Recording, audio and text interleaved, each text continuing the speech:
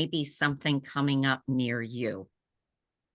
And today, I'm very excited to introduce Jeni. She's been described as a powerhouse coach, and that is because she works with women who are on their way to the C-suite or have already arrived.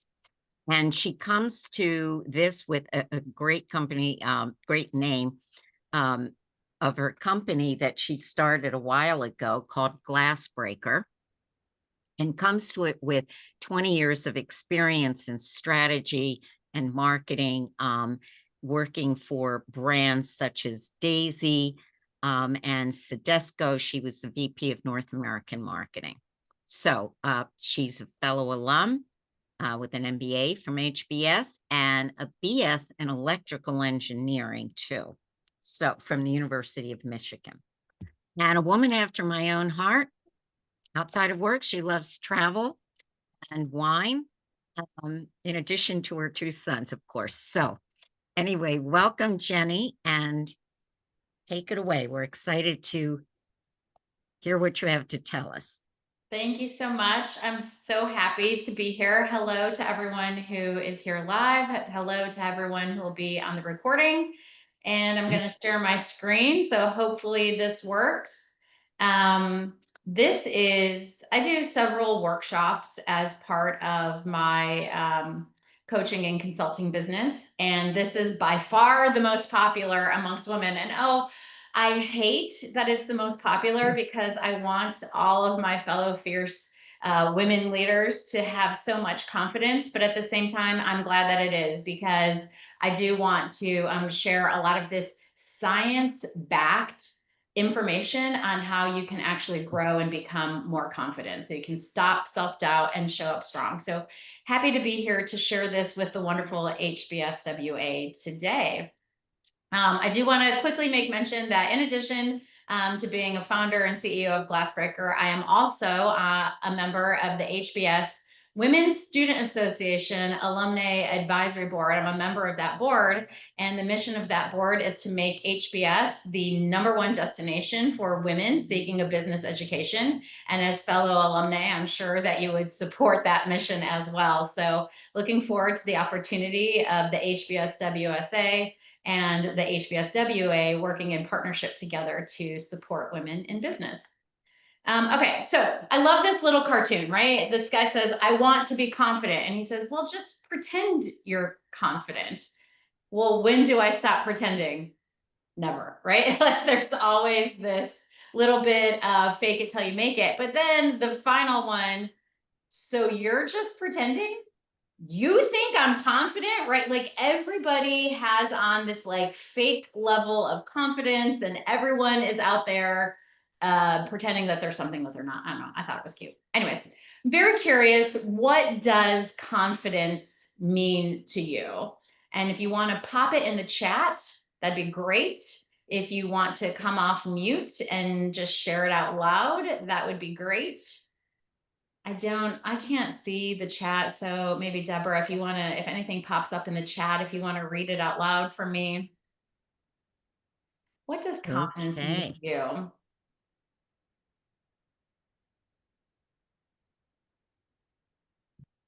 Being your authentic self and being proud of it. Oof.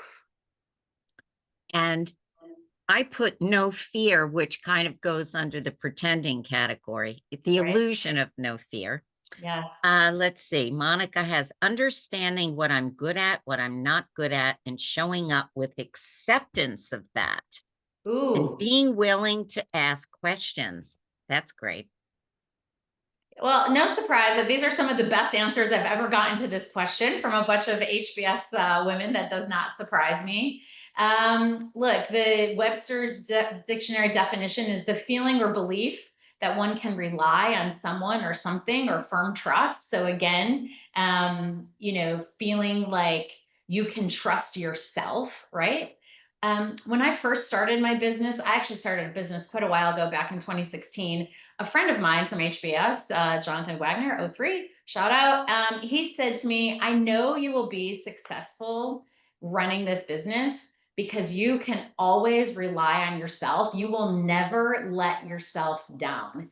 And that Mm, really hit me hard. Like, yeah, I am going to work so hard to make myself successful. And that made me realize that there's maybe a new definition of confidence. And it's not just a feeling, but it's a willingness to try, a willingness to put yourself out there, a willingness to just see what happens. I don't know. I kind of liken it to wearing a hat. Everybody, the people who look good in hats are the people who are willing to try wearing a hat and be confident wearing a hat, right? If you're physically wearing a hat, or if you're putting on a hat of invisible hat of the role that you play, a willingness to just try on that role and rock it with confidence. I want to play this quick video to show you confident versus insecure, how it's come up in this video.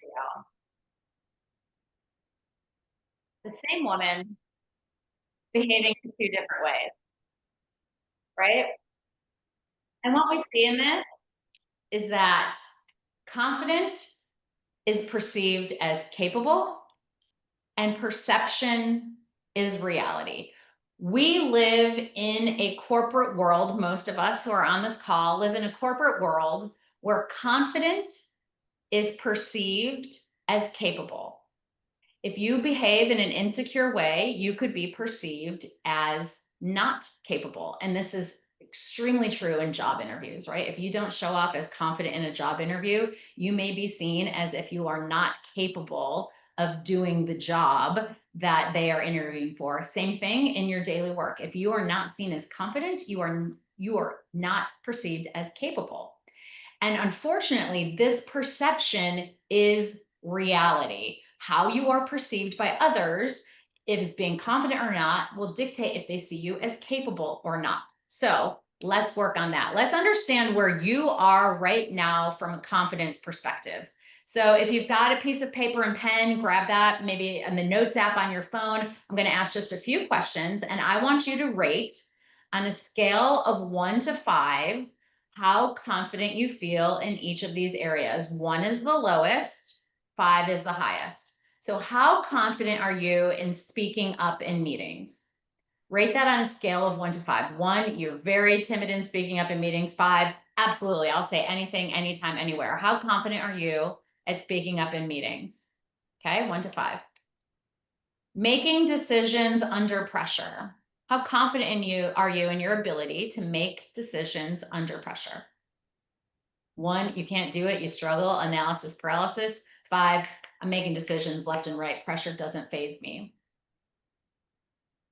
Networking or relationship building. If you walk into a networking meeting and you don't know anyone in the room, how confident do you feel? Are you off to the side, maybe nursing your drink, unwilling to talk to anyone? Are you taking center stage and making friends with everyone who's in the room, and all those strangers just became your besties? How confident are you in networking?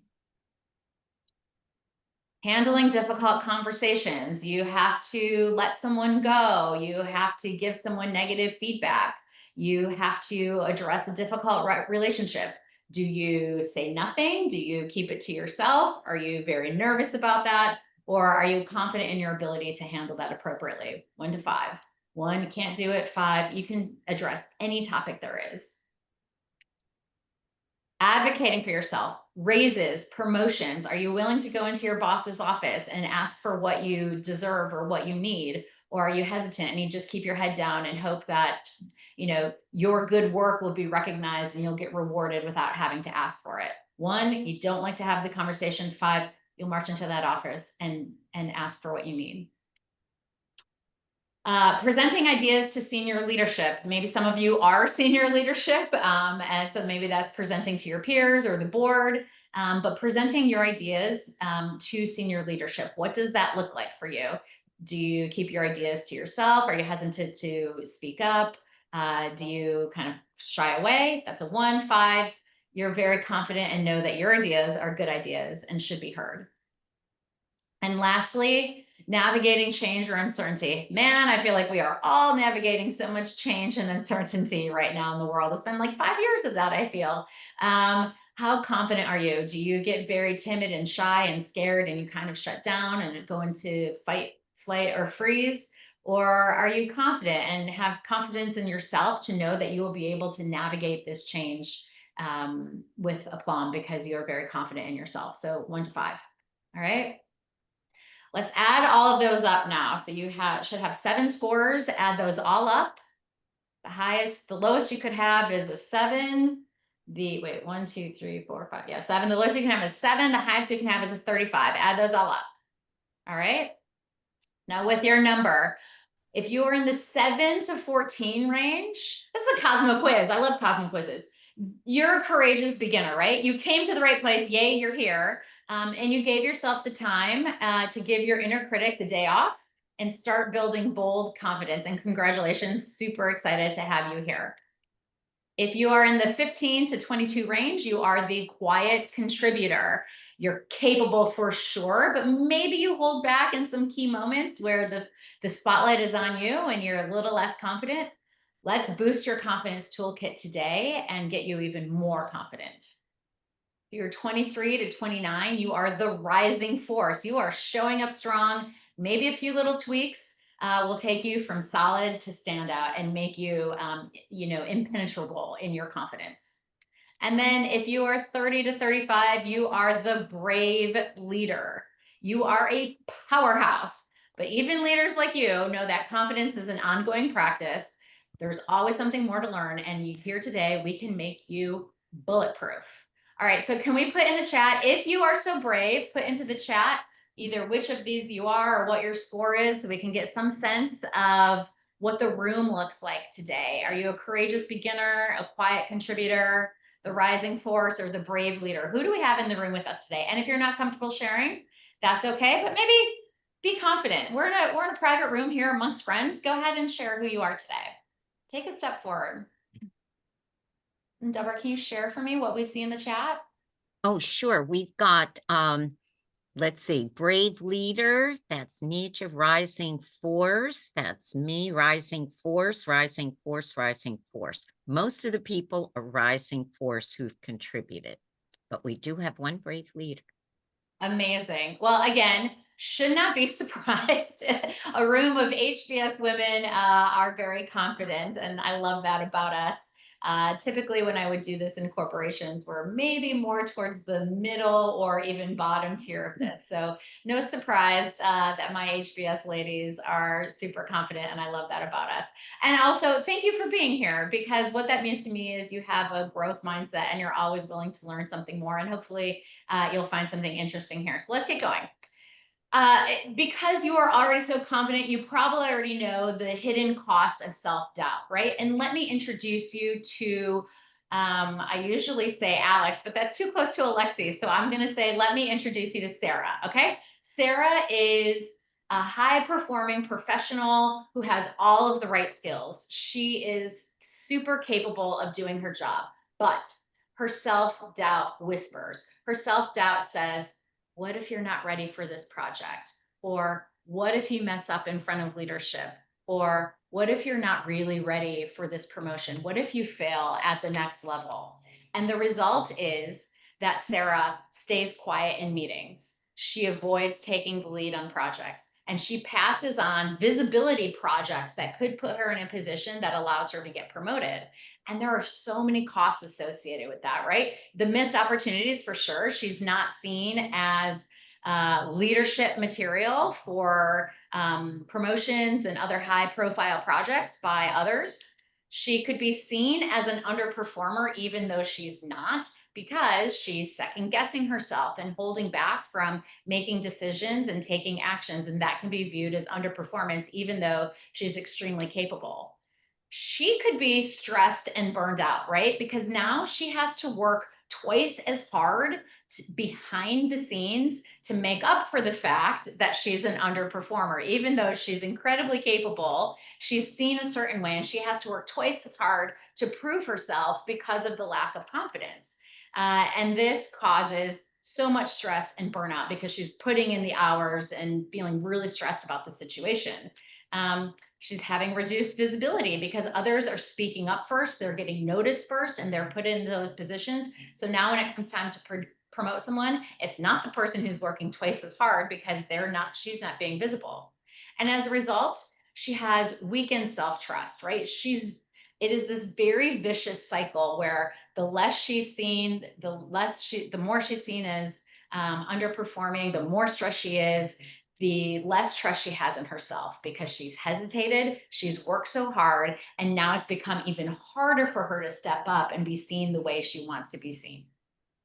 There is such a massive cost of self-doubt. And for women in particular, not the amazing HBS women in the room, but for women in particular, this is a massive cost of self-doubt. And what we know is that confidence is a career accelerator. And the more confident you are, the more you can avoid the self-doubt and go into growth mode, the more you will be able to accelerate your career. The amazing news is you can train your brain to be more confident. So even if you were a 7 and didn't want to speak up, you can train your brain to be more confident, and science proves it. So I've created what I call the BRAVE formula. This is a science-backed formula that will reboot your confidence and crush self-doubt. And it is all based in neuroscience and the way that the brain actually works. There's 5 sort of steps in this little flywheel of the framework. The first is belief in yourself. Affirmations and rejecting negativity is an amazing place to start. Having resilience and self-efficacy and a mindset shift to believing that all the things you said in step 1 are true, and having resilience in the face of obstacles.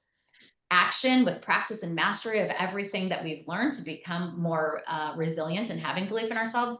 Visualization, massive neuroscience things here with the neuroplasticity and rewiring in our brain simply by thinking. And then elevating this by using our dopamine hits with the reward system to kind of keep this flywheel in action. These 5 steps are science backed and will allow you to reboot your confidence and crush self-doubt. So let's get into them. Step 1 is belief.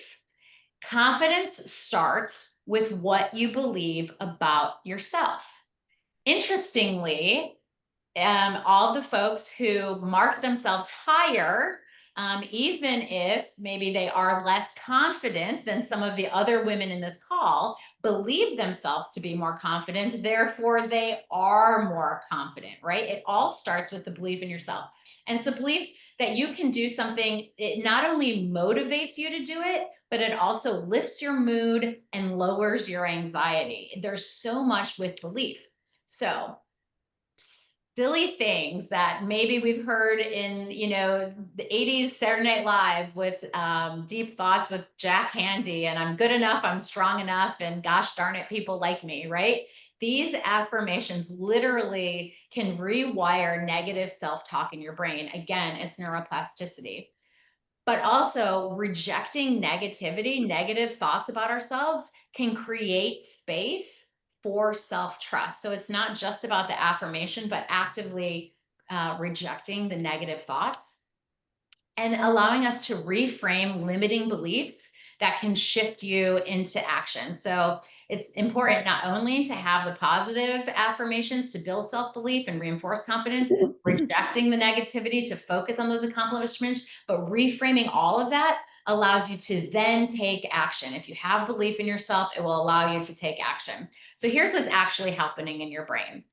The brain creates pathways based on repeated thoughts. Okay. It's like driving down a path, or maybe sometimes you're walking on the quad of a college campus, right? And you'll notice there's a path that's been worn into the grass. Not at HBS, of course, because the grounds there are perfection, but in other places, a path has been worn into the grass by people repeatedly making a shortcut there. The exact same thing is happening with neural pathways in our brains. The more you think about something, the stronger that pathway is. So when you have negative self-talk, it strengthens that self-doubt. You've created a deep groove of this negative self-talk. Positive beliefs can literally rewire your brain for confidence. So if you think of something positive, you create a little groove. Now, you might have a deep groove of negativity that you've been telling yourself since you were a tween, right? Maybe that's 30, 40 years of negative self-talk, who knows? That could be a very deep groove. So thinking something positive about yourself one time is not going to counteract that. You need to continually cancel the negative thought and think onto the positive belief in order to start creating a much deeper groove of positive belief versus negative belief. And over time, that will literally rewire your brain. The other thing that's interesting is how your prefrontal cortex is activated. So this is the part in the front of your brain, which, in teenagers is not fully developed, right? Doesn't fully develop until you're 26 years old. But positive affirmations light up this part of the brain. And this is your self-processing center. The part that tells you who you are and has executive functioning and all of that, that's here in the prefrontal cortex of your brain. When you have a positive thought about yourself, this part of your brain lights up and it helps to shift from doubt to self-trust. Okay. Belief is your brain's starting point for building confidence pathways. Okay. It sounds so trite. Positive affirmations. That's not what you came here to learn today, but the neuroscience backs it up. Now, an easy exercise to make that happen is what I call the 3 C's. Okay. C number 1 is catch. Catch yourself anytime you're having a negative thought. If you've been doing it for many years, it might be really difficult to do because you don't even realize you're doing it. If you're one of the people who are the brave leader, maybe you do notice like, oh, I'm not quite so confident in this particular area as I am in the rest of my life. But the first things first to having more positive self-beliefs is to catch yourself when you're having those negative thoughts. So maybe the thought is, oh gosh, I have to give a presentation today and I'm not prepared and I'm not going to do a good job at this presentation. So think right now to yourself, maybe some negative self thoughts you've had about yourself. How can you catch yourself in having those? Once you've caught the thought, you need to cancel it and say, that's not right. That's not right. I can do a great job at this presentation today. I can walk into this room and meet new people. I can go ask for a raise. I can address this difficult topic with a person, right? So you've caught the thought and you cancel it out. You say, that's not right. What I've just thought about myself, that's not right. And then you correct it. What is the real thing? What is the true thing? Something that is true and kind, my yoga teacher loves to say. Tell yourself something that's true and kind. Maybe it is, I'm going to crush this presentation because I've practiced, I know my material, I'm smarter on this topic than anyone else in the room. I'm going to crush this. Or I am going to have this difficult conversation because it needs to be done and I'm prepared and I know what I want to say and I have confidence that I'll be able to navigate this conversation. Whatever it looks like, catch, cancel, correct. So it's your turn. What's one negative thought you've had recently and how can you correct it? Right? What's the negative thought? Why is that not true? Cancel that out. And what's the positive thought? How can you correct it? If anyone wants to put it into the chat or come off of mute, I'd love to hear what you have to say. And if you're not confident enough to give that a try, that's okay too. Deborah, let me know if there's anything in the chat. Otherwise, we'll keep going.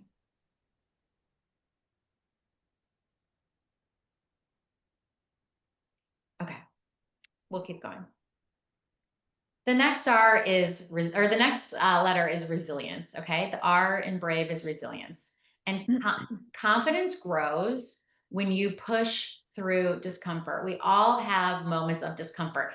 I was a little uncomfortable when no one presented or put something in the chat just 30 seconds ago. Well, and that was my mistake because I was on mute. So Oh, there okay, are great. things in the chat if Oh, you yay. don't mind having me interrupt you. Let's go back. What's in the chat? Okay, so the interesting thing was someone wondered about job searching. How do you maintain confidence to go into an interview when you've received so much rejection over a long period of time in the job search? And interviewers and recruiters can feel any negativity or lack of confidence? Yes. Great question. I actually have a program on this, specifically about job searching, because it is so easy to fall into this, negative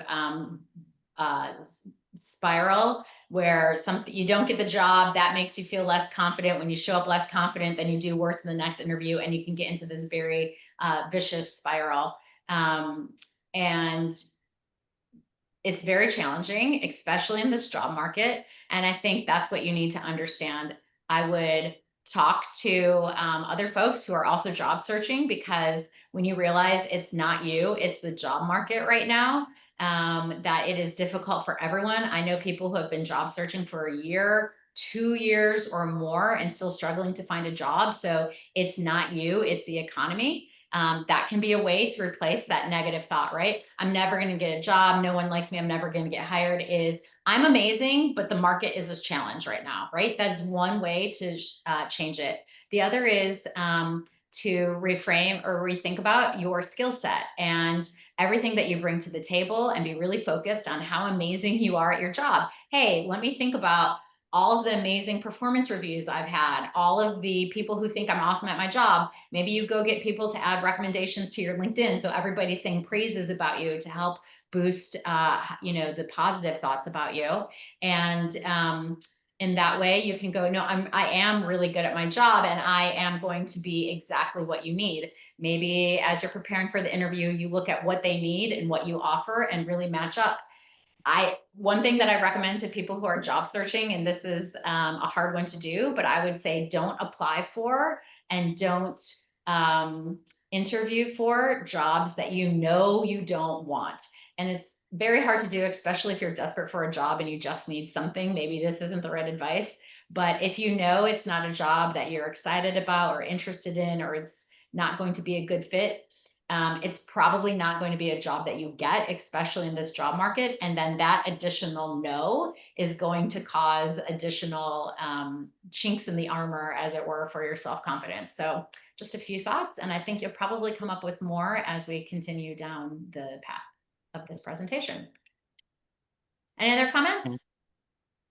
Yeah, there was one related about dampening enthusiasm, even when you're starting to find success, because you're saying don't get too excited. You've been disappointed before. So that's like chipping away at the Yeah. confidence that you're building up. Yeah, that is a hard one, I think, for me in particular, because I'm such a positive, optimistic person, and I always put a lot of belief and trust in people. So I definitely can fall in that. I think having confidence in yourself, that you have eyes wide open. So maybe don't get too excited. It can be reframed as I've I've have my eyes wide open. I've checked some areas that maybe have disappointed in me in the past, and this is different this time, and here's why this is different. Or I have consulted with other folks who are familiar with this situation, and they sort of agree with me that this is a much different or more positive situation than the last one that I was in. So that you're reframing this experience to have trust in your abilities, or maybe or got a second opinion to realize why this situation is different. If the situation is identical and you haven't done any additional checking to see, that the bad thing is coming, maybe that's an opportunity, is to go, where could this fall apart? And let me just like double check there to see how things are, to give yourself some additional confidence. Great. And there's a related question. This has again to do with external inputs, which the job market is as well. How do you work through gaslighting at work? Sometimes I feel my confidence is shot by changing inputs from others versus my own internal voice. So, how do you maintain confidence when you're getting negativity from others? Yeah. Consider the source, first of all. So is the person who's gaslighting you, is this a person whose opinion you value and who you think you should be listening to the opinion of? Most times, if someone's gaslighting you, it's not a person who has a very strong, trustworthy opinion. So that's one thing to think about. The second is to use that gaslighting, whatever's being said, as as the negative self talk in the three C's, right? So it's the catch. You're catching what that negative thing is. So instead of just internalizing it as true, you're catching the gaslighting comment and going, wait, that's not right. And you're canceling that. That's not right. And here's what the right thing is, so that you are putting it into yourself to find what's true and not allow yourself to have your reality shifted by someone else's comment. What you know to be true is that's wrong, and here's what's right. And it is a continuous cycle, especially if it's a boss or someone's close to you who's gaslighting you. It is a lot of work to keep repeating through these three C's to go, wait, that's not right. Here's what is right. Oh, I caught it again. That's wrong. Here's what is right. Until you can find a way to remove yourself from that situation, find another sponsor who maybe can recognize that and get you out of that situation. I would have to know more details about it, but I would really work these three C's anytime you're being gaslit.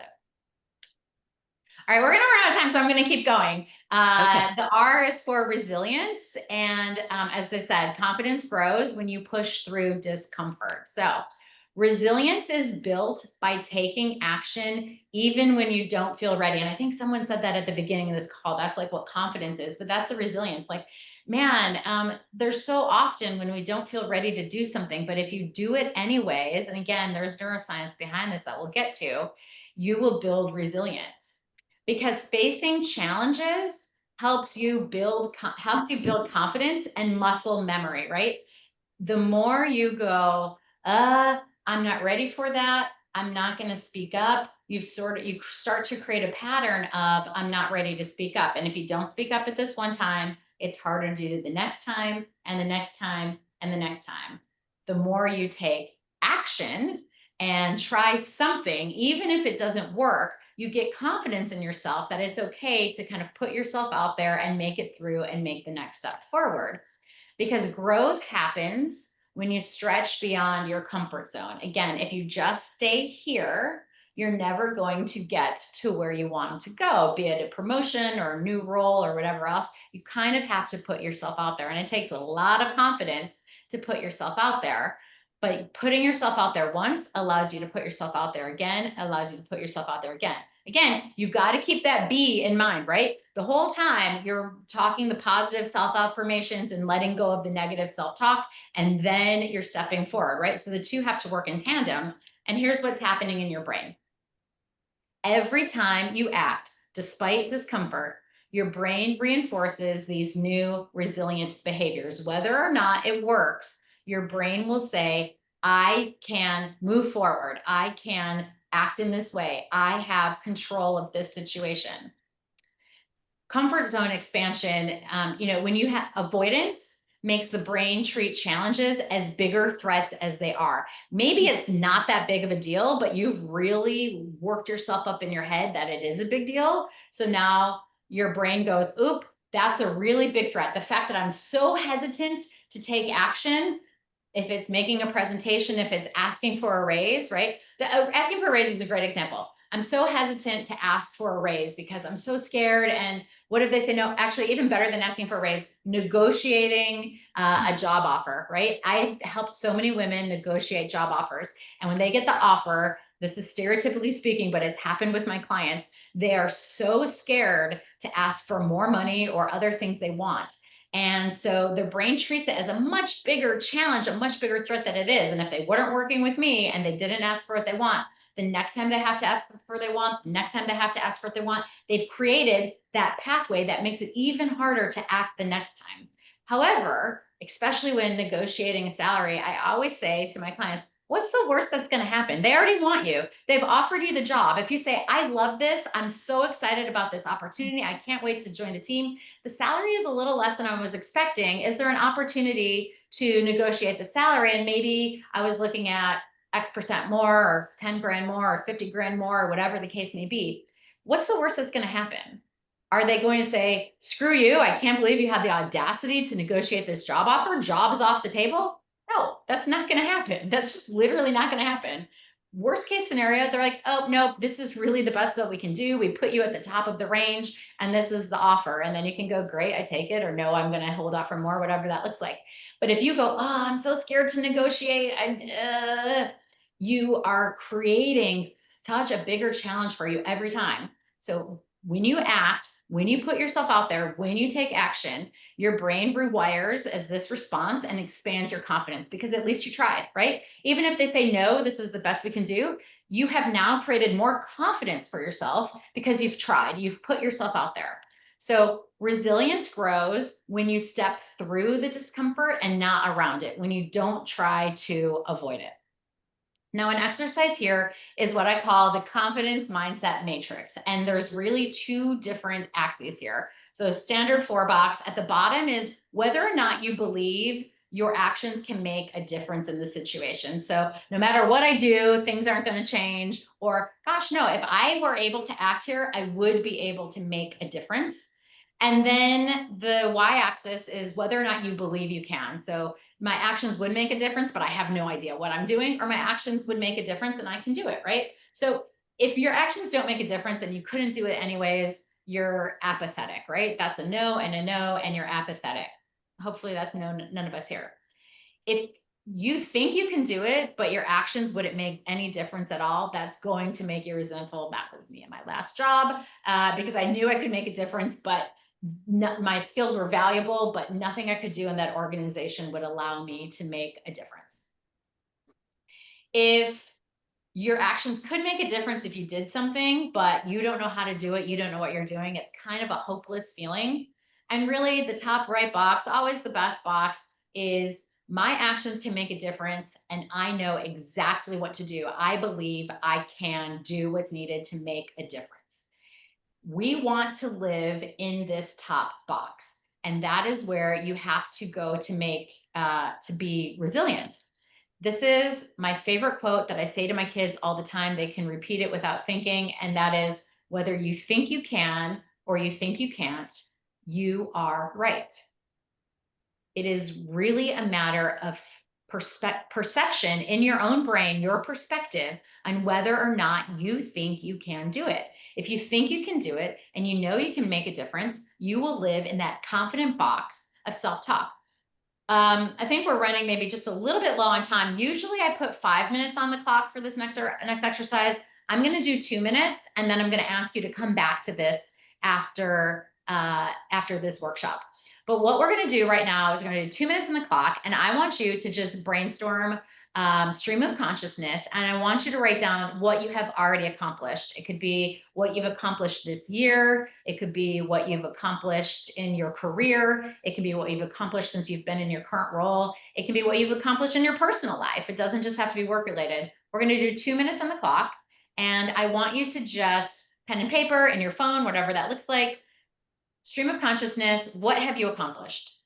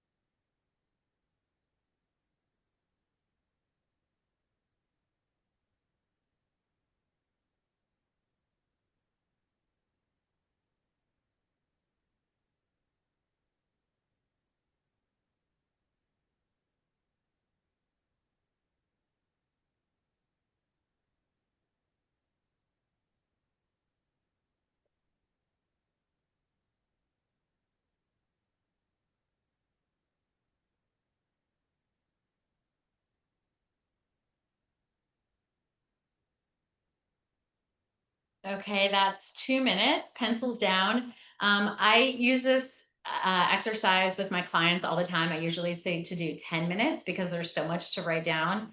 Anytime you're really not feeling confident, this is a great exercise to do. I'd love for you to put into the chat one word. How did this exercise make you feel?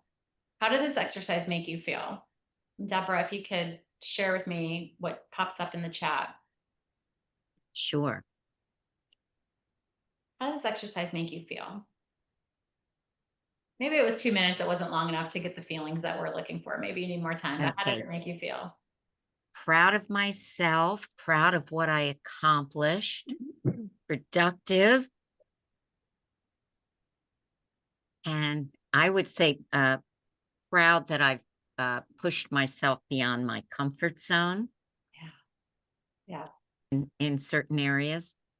Yeah, for sure. This is such a great exercise because it is reframing your brain into thinking about all the good things you've done. And when you have those positive things, you feel proud, you realize, gosh, I have done so much. You have pushed through and done all of these things already. And when you think about that, it kind of gives you this little boost of confidence to go, yeah, I can do this next thing and this next thing because look at what I've already done. You have proof that you are really, really good at what you've done. The person who asked about how do I feel good about the fact when I'm job searching, do this exercise. Do this exercise. Review this list and as much as you need to. Think about all the things you've done. You've done so many amazing things. Of course, you can do the next right thing. And if this company isn't the right one for you, they don't see that in you, that's all right. The next one is out there. You just need to keep going. And it's okay. It's not about you, it's about them because look how awesome you are.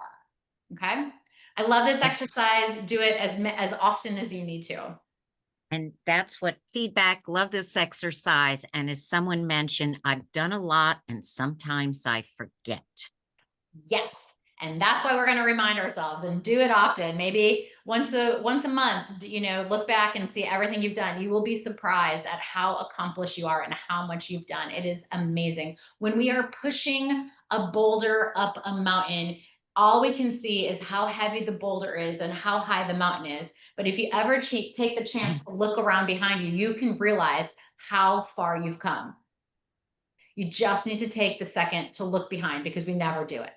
We're always focused on the forward. Look back and you will see you have come so far. You have pushed so far and you can keep pushing. All right, we're going to keep going. We're going to run out of time here. A is for action. Confidence grows when you follow through on micro commitments. Micro commitments is the best thing, okay? Taking micro actions builds momentum and trust in yourself. Daily follow through strengthens your confidence over time. So if you do something teeny tiny, a little thing, you say, I am going to, I am going to send 2 networking emails every day this week. That's going to be 10 emails by the end of the week. Okay. When you send 2 emails today and you send 2 emails tomorrow and you send 2 emails the day after that, at the end of the week, you're going to, every single time you do what you said you were going to do, even if it's just send 2 emails today, your brain goes, see, I can do what I said I was going to do. Even if it's teeny, teeny, teeny, tiny, your brain creates this pathway to go, I am capable at doing what I said I was going to do. So this is again how you're going to get to action. You don't have to do the biggest step. It can be a teeny tiny little step that helps create that confidence. A micro action. I'm going to send 1 email today. And by the end of the week, you have 5 emails done and your brain goes, yes, I did it. Even though all you did was write 5 emails, you said you were going to do it and you did it. Following through every day strengthens your confidence over time. And what you do repeatedly becomes part of your identity. So if you do these micro actions every day, and it doesn't even have to be the same one, but you just keep doing what you said you were going to do, and it's these teeny little actions, you become a person. Hi, comma, Hiram does. Oops, is someone saying something or are you just not on mute? Apology. Okay. So when you do what you say you will do repeatedly over time, you become a person who does what they say you would do. And your brain goes, I am a confident person because I do what I said I was going to do. I can make happen what I said I was going to do. So here's what happens in your brain. Your brain is like a muscle that has this muscle memory. Repeated actions physically wire the brain to respond more automatically and confidently over time. So when you say you're going to do something and you do it, your brain just goes, yep, I can do what I say I'm going to do. And it becomes easier and easier and easier to do. And that makes you more confident. And taking small steps boosts mood and energy, which helps combat inaction and anxiety. So a lot of times when we're fearful, we have anxiety, we don't know what's going to happen. It makes us nervous and hesitant to step forward. But when you do what you said you were going to do, I said I was going to do this and I did it. Yay. It's like this little mini celebration in your brain to go, yay, I did what I said I was going to do. And it kind of boosts your mood and boosts your energy. And over time, that can be enough to help you get through maybe some bigger obstacles or barriers that you have. So confidence is built in the doing, not in the thinking. Yes, we have to think of ourselves positively in the negative self-talk and so forth. But the way that confidence is built is over time doing what we said we were going to do. And it doesn't always have to be the big thing. It can start super little, super small, just to get the ball rolling and building your confidence. So now I'm going to ask you to make a commitment to yourself, and that is, how will you take consistent action, whatever it is, where maybe you're lacking confidence, or maybe it's not a place you're lacking confidence, just it's something that you know you can do. And I have some ideas, right? Lock it on your calendar. Is there something that you can put on your calendar right now? Maybe it's something as simple as once a month, I'm going to do this 5-minute what have I accomplished exercise, right? Great. And then every month you do that, and every month you feel great about the fact that you've done that. Lock it on your calendar. Treat it like it's a non-negotiable meeting. I always say you are what is on your calendar. If it's on your calendar, you're going to get it done. Treat it like it's non-negotiable. Maybe you need to set a deadline. Deadlines turn good intentions into follow through. Say you're going to do it by this date and get it done. Give yourself a deadline. Don't let it linger forever. Create a recurring habit. Consistency builds confidence over time. So maybe it is every day you're going to write a networking email, and you create this habit where it keeps going, and consistency will build that confidence. You can make it part of your routine, because when it comes automatic, it becomes harder to break. So every time you are brushing your teeth in the morning, that's when you're going to think about some positive self-talk for yourself. And you're going to spend that 2 minutes thinking about all the ways that you are really great at what you do, or all the ways that you are going to get to where you want to go. And visualizing success as part of your prep. And so we're going to jump right into V, which is visualization. And your brain can rehearse confidence before it happens. Honestly, this is my favorite letter of all the letters, because visualization rewires your brain through neuroplasticity, but it does it without ever having to do anything. Athletes and leaders use this tool to create confident habits, and we'll talk about that in just a second. And seeing yourself succeed in your brain makes it way more likely that you'll act that way in real life. So here's the science. Studies show that mental practice alone, just thinking about being successful, can lead to a 35% increase in performance without any physical effort, without doing anything at all. The perfect example of this, of course, is Michael Phelps, who always visualizes what he's going to do. He is famous for visualizing every race, that every meet he's been in, right? And he'll think through the whole entire thing: warm up, at the block, at the line, jumping in, swimming that. How's this going to go? What would happen if my goggles filled with water? What am I going to do? How am I going to push harder? What if I see someone like this? And he visualizes himself to success. And obviously, Michael Phelps, one of the most decorated athletes of all time. So visualization not only works in sports, but it also works in the business arena as well. So if I had visualized myself today giving this workshop to you, and I visualized myself sitting down and going through these exercises, and what happens if no one puts anything in the chat, and what am I going to do about it, and what if I'm running late on time, and what am I going to do about it? If I visualize all of that happening, and I just sit down and actually think through step by step, when it actually comes time to give the workshop, I'm not going to get thrown if no one puts anything in the chat. I'm not going to get thrown if I'm running late, because I already know what I'm going to do. My brain has been there already, and my brain goes, oh yeah, I know what I'm going to do. I'm going to say, all right, moving on, or I'm running late. Let's skip this exercise, whatever it looks like. I've visualized it once before. My brain goes, I've been there already. I know what to do. And when you know what to do, you're confident. Here's what's happening in your brain. Mental rehearsal is equivalent to real practice, whether you are in the room or not, if you're in the pool or not. Visualization activates the exact same neural networks as actual performance. It preps your brain for success. And it gives you this little self-efficacy boost. You've seen yourself succeed mentally already, so it makes it easier to show up strong in reality. I've done it before. I've already done it. I know what I'm doing. If you can see it clearly, you're more likely to believe it, and you're therefore more likely to achieve it, right? You can see it. Whether you think you can or you think you can't, you're right. Now you think you can, so now you're going to achieve it. Now we are running late on time. Usually I would sit down and do a visualization exercise, and I would give minutes on the clock.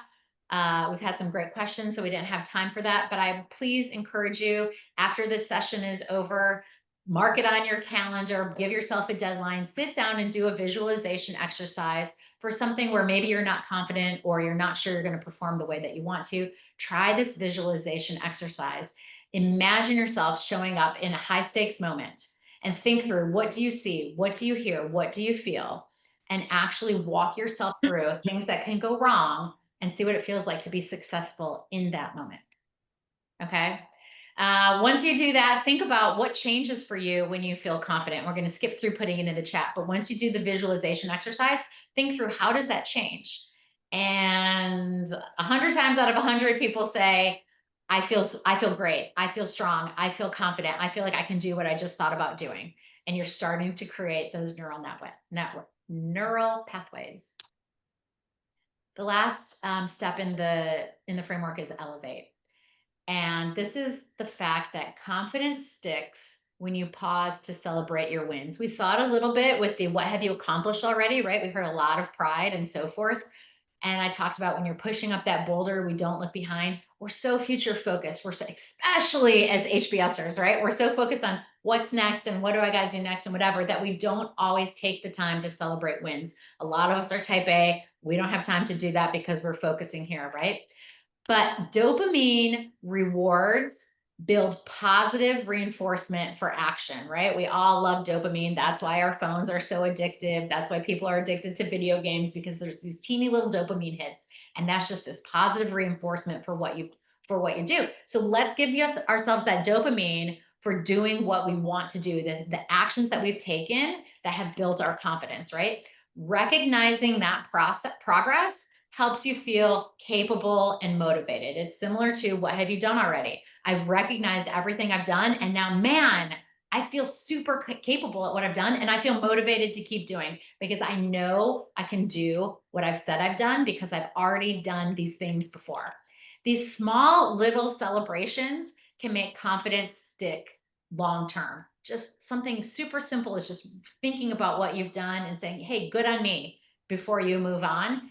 That can help make your confidence stick long term, and you can move up to those next levels of confidence. Here's what's happening in your brain. I already talked about the dopamine rewards, reinforcing that positive behavior and motivation to keep going. And you can create this flywheel, this positive reinforcement loop, where success, reward, repeat the behavior. Success, reward, repeat the behavior. This creates this self-sustaining confidence cycle, right? Where you say you're going to do something, you do it, you reward yourself for it. You say you're going to do something, you have success, you reward yourself, and you keep going through. Celebrating progress locks in your confidence and keeps the momentum alive. So all of the hard work that you've done in steps 1 through 4, BRAV, everything you've done there, you'll keep this momentum alive and keep the flywheel moving by celebrating your progress. So I'm going to ask you, how will you celebrate progress and elevate your confidence? Here's some ideas. Reward yourself for showing up. Hey, you came here today to help build your confidence. Congratulations. Reward yourself for showing up. I'll tell you, One thing that I did when I started my business, there was this expensive perfume that I wanted, and I bought it for myself, and I had it sitting on my desk. And I said, when I get my first client, I am going to give myself this first spritz of perfume. And oh man, did that perfume smell good when I got that first client. And every time I smelled that perfume, it was like, yeah, I got my first client, and I'm going to get my second, and I'm going to get my third. And I've rewarded myself for doing what I said that I was going to do.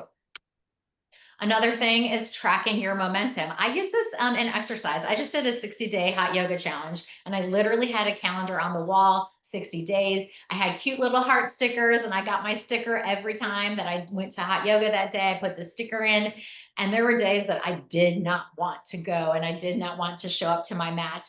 And I wanted to get that sticker though, and I did not want to lose my streak, right? We all know how things are gamified. Track your momentum and give yourself a reward for doing what you said you've done.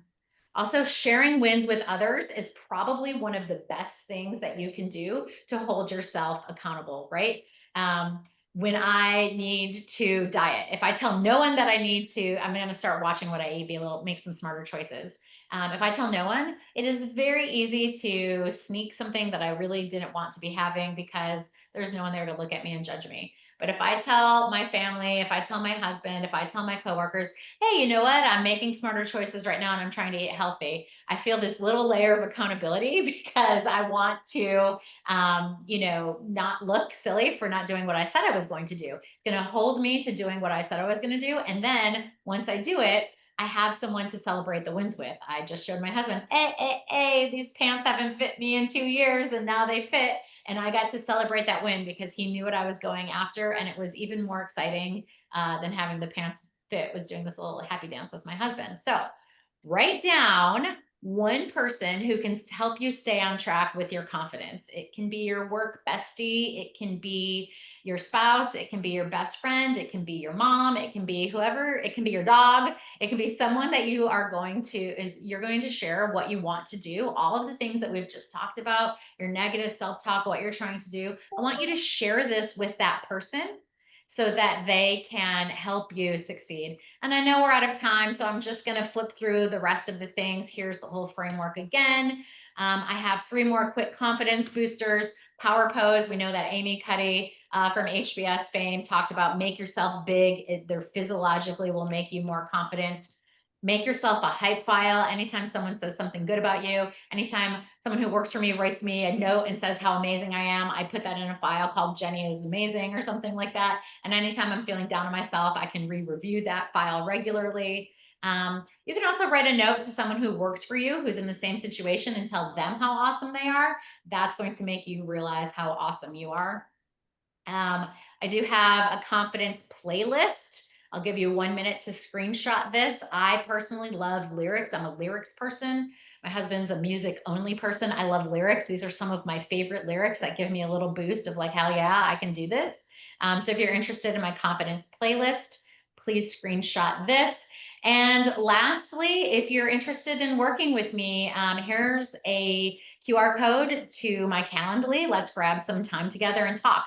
I do one-on-one coaching. I have more workshops like this that I can bring to your organization, or I can bring this workshop to your organization, or I'm really just happy to talk about whatever's going on for all my HBS ladies. I'd love to just have a conversation with you and keep it going. So that is what I had for you today. I thank you so much for your time. And I am happy to answer any questions. I've got the time, and thank you so much.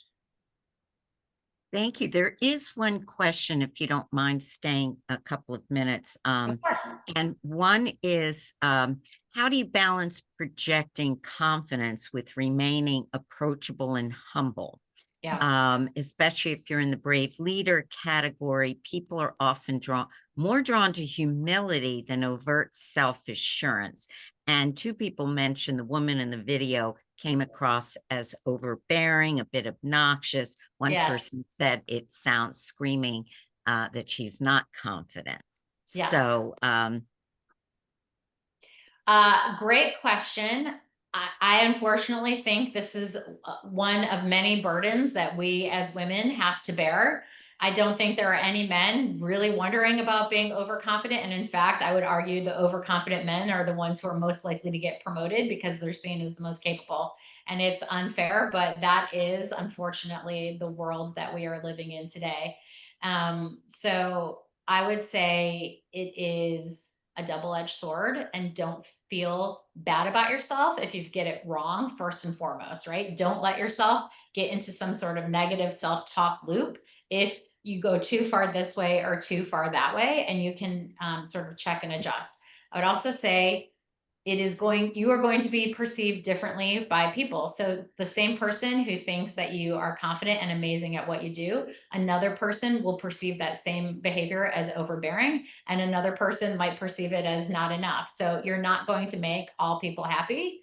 And I would go back to what maybe someone said at the very beginning of this, which is just be your authentic self and try to be as true to yourself as you can be. And maybe you just need to find your people. If you're in an organization where you are seen as too overbearing, maybe it is that those aren't the right people for you, and there's another organization that would find you just the right amount of confidence. And I would also say, I love humble confidence, right? So the confidence that needs to scream that you're good, kind of like that woman in the video, is probably a bit too much, admittedly. And that was put on more for show, just to make a comparison. I'm not suggesting in any way to be that lady, because I don't like that lady either. But it was more to show just sort of the physical difference, mannerisms of the two.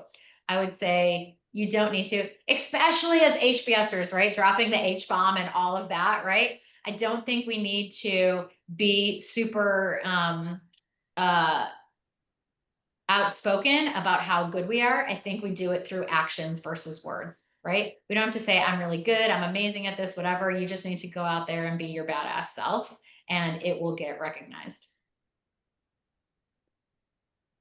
Okay, and the rest are thank yous for a great presentation, and people have said they've learned a lot. So, Awesome. Well, I thank you. also- I know oh, go ahead, please. I also had one question. So I somehow got the time zone wrong. Whenever things are 1 hour off, it's a long story, I guess. But will there be a recording so I can access? It has been recorded, and they're going to yes, send it out in a few days, I believe. Amazing. Thank you. Yeah. Awesome. Any other questions? I think we're good. Thanks so much for being willing to stay over and for entertaining all of the questions that have come up. That's what really makes these sessions so good, is when